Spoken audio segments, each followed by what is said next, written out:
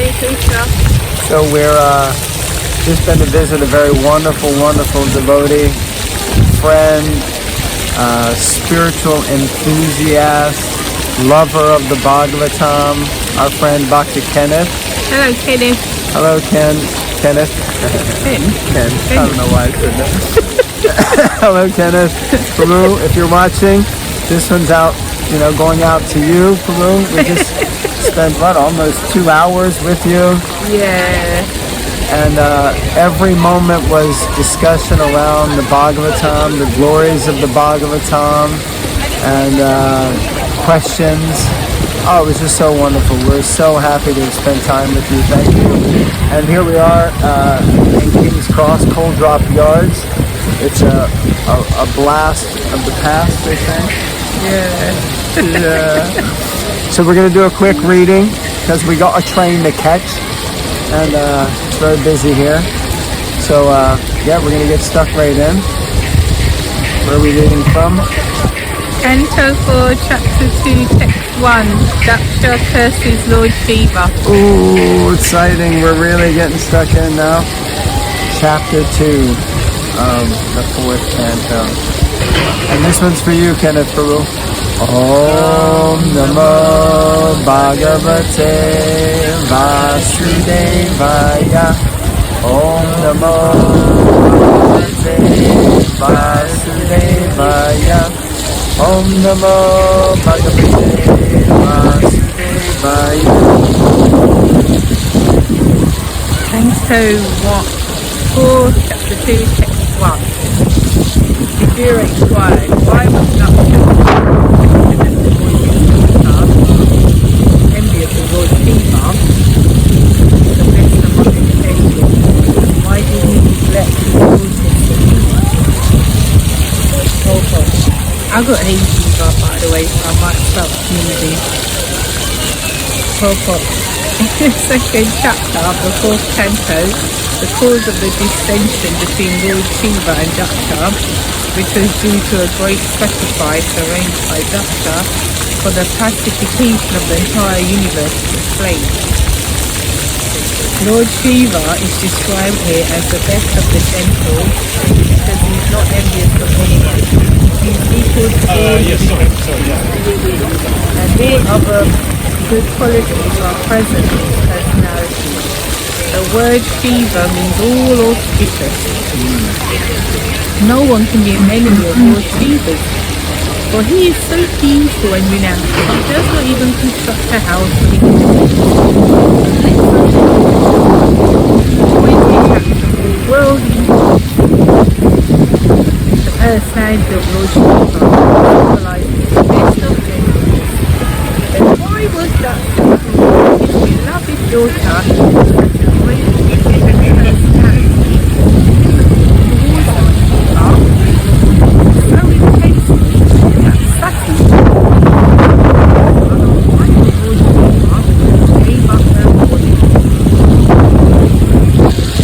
So this is what we're going to find out in chapter 2. Why Daksha Lord Shiva appreciating and didn't appreciate him so gently that his daughter had to go and kill herself. Let's find out. You hear the text number 2 out there. Lord Shiva, the spiritual master of the entire world, is free from enmity, is a peaceful personality, and is always satisfied in himself. He is the greatest among the demigods.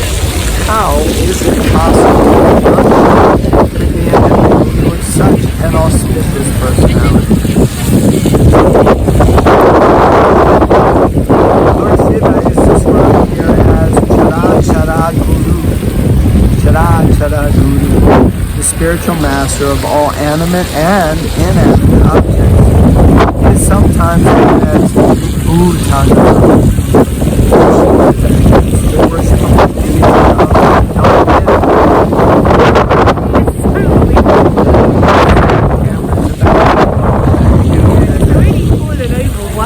we had to tie it down. Almost. I hope that's my piece as well. Bhuta is also sometimes taken to indicate the youth. Lord Shiva takes charge of persons who are ghosts and demons, not to speak of others who are godly. Therefore, he is the spiritual master of everyone, both the dull and demoniac and the highly learned Vaishnavas. It is also stated, Vaishnavanam Yatha Shambhu. Shambhu, Lord Shiva, is the greatest of all Vaishnavas. On one hand, he is the worshipable object of the dull demons, and on the other, he is the best of all Vaishnavas or devotees. And he has a sampradaya called the Rudra Sampradaya. Even if he is an enemy or is sometimes such a personality cannot be the object of envy. So Vidura, in astonishment, asks why he is taken as such, especially by Daksha. Daksha is also not an ordinary person. He is a Prajapati in charge of fathering creation. And all his daughters are highly elevated, especially Sati. The word Sati means the most chaste. Whenever there is consideration of chastity, Sati, this wife of Lord Shiva and daughter of Daksha, is considered first. Vidura was therefore astonished.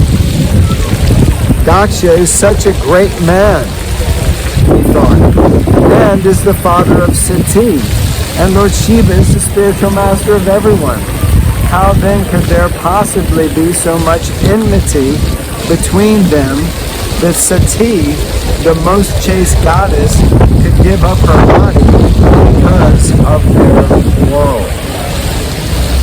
So it's a very interesting point and sets up a kind of situation of how conflict in general arises even amongst great souls with important services. So if you're having a dispute in your community, having a dispute in your family, a dispute within yourself, or you see countries disputing with one another, hey, it's no surprise. Even between Lord Shiva, who is the guru of everyone, Bhutana, or what was it, Chara Guru, and between Daksha, who is a divinely ordained son of Lord Brahma, who's been given the instruction to populate the whole world, and Sati, who's like the most chaste wife. Between the three of them, there's a dispute going on. So, it's kind of the nature of the material energy.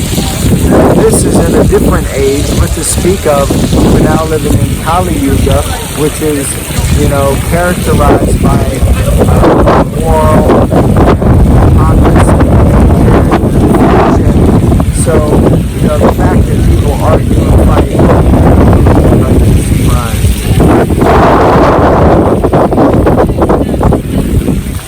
Even amongst husband and wife sometimes it is prone to happen.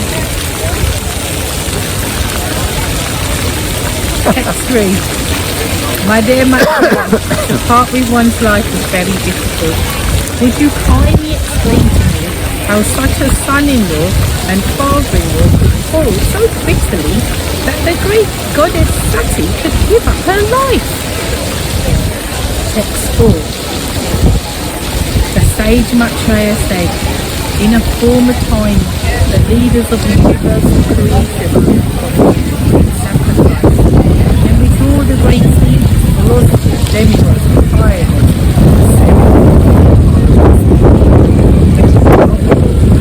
upon being asked by Buddha, the great sage Maitreya began to explain the cause of the misunderstanding between Lord Shiva and Daksha, because of which the goddess Sati gave up her body. Thus begins the history of a great sacrifice performed by the leaders of the universal creation, namely Maruti, Daksha and Hare Krishna. In each three personalities arranged for fire sacrifice for which demigods like Indra and the fire gods assembled with their followers. Lord Brahma and Lord Shiva were also present. So it was a bit of a who's who of fire sacrifices. I mean, it's setting the scene as to why Bhakti was so drastic, basically. And the scene is that there's this sacrifice going on, arranged by Daksha, and anyone was there. You didn't get an invite, and in fact, all the demigods and all the great sages, Lord Brahma down to whoever were there. And obviously Lord Shiva was there. And let's see what happens. Okay, so Text 5. Text number 5. When Daksha, the leader of the Prajapatis, entered that assembly, his personal bodily luster, as bright as the effulgence of the sun, the entire assembly was illuminated, and all the assembled personalities became insignificant in his presence. That means the man was effulgent, he was bright, he was like, someone powerful. This room is like that. Okay, 6. Krishna.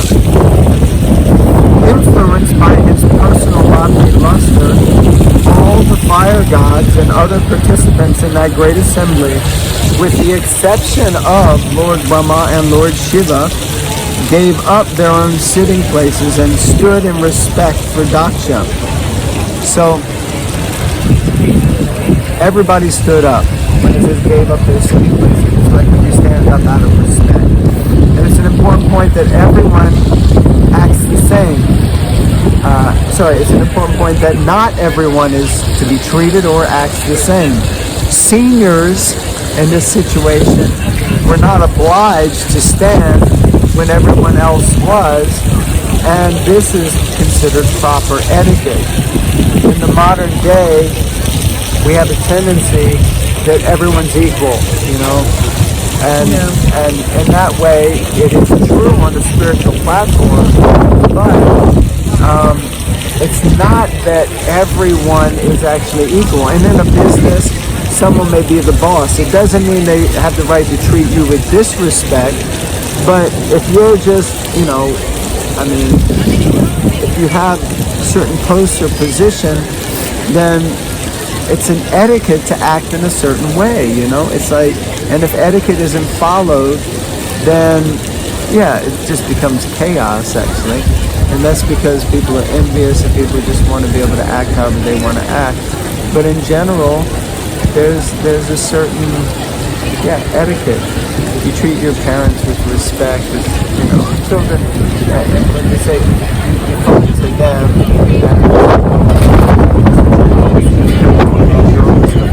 window, but like that. Anything to add on that? Text number 7. Daksha was adequately welcomed by the president of the assembly.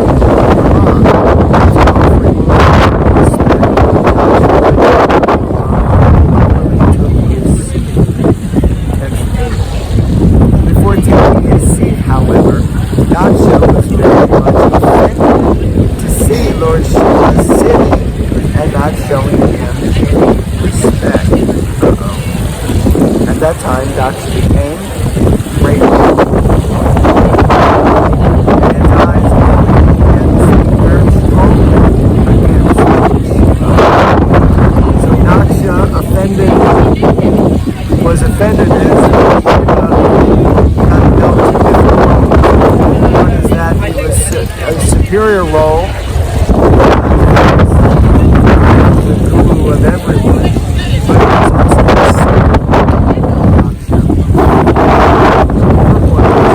the son-in-law of Daksha.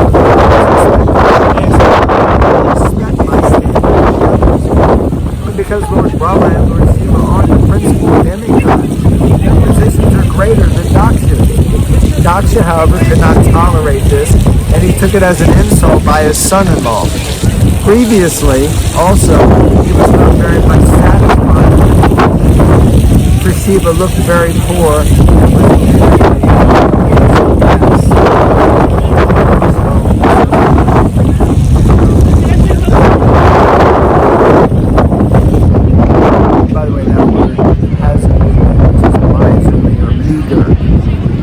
me. So, yeah, it's a bit of a dichotomy. I mean, come on, let's face it. If you're president of the United States or some country, but you're also the son-in-law of someone, then you can't walk around acting like the president all the time, right? You gotta be the son-in-law to the father-in-law, and he treats you like that. But in this situation, I guess a royal gathering, you could say, Lord Shiva had a post. He had a role to play, and he was playing that role. He wasn't meant to succumb to being something less to Daksha when he isn't. And in that situation, he was representing himself as a demigod. Maybe in private or in their house, he might say, "Oh, my dear father-in-law." So this is the beginning. Etiquette, understanding etiquette, being disrespectful, and people being puffed up, being proud, and yeah, so it's an issue. Any thoughts? Yeah, oftentimes a situation in which someone's upset is not the reason why they're actually upset, but they've been triggered by whatever's been brewing or not spoken about before. So we can see from this purport that Daksha is already explaining, already has issues with his, he thinks he looks like a tramp basically. He's just not up to the level, They're all highly esteemed. Daksha is no less highly esteemed in the line of going forth and doing service for the Lord, and obviously but for Daksha, there's already issues there. I'm not good enough for my daughter, Get a house, for goodness sakes. Live in the damn house, Learn to dress,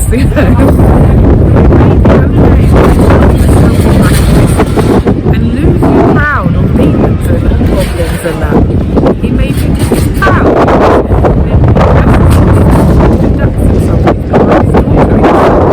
Level of comfort in a certain way. So for him, this scene where he comes in, and it's a big situation, it's a big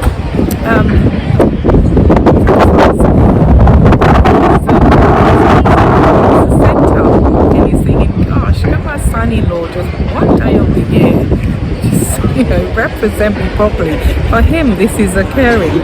So this one insignificant scene, in one sense, where he does have the right to just sit there, and he isn't being disrespectful, mind you. He just, but he wasn't being disrespectful. He wasn't being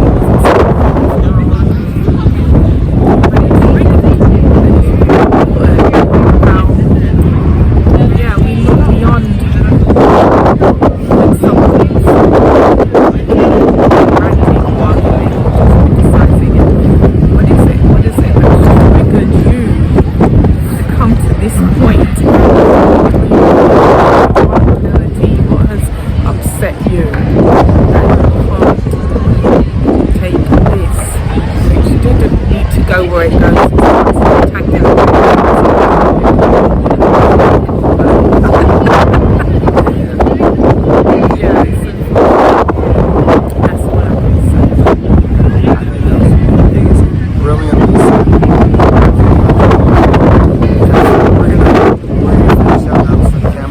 Thank you all very much for tuning in to the Bhagavatam Bites.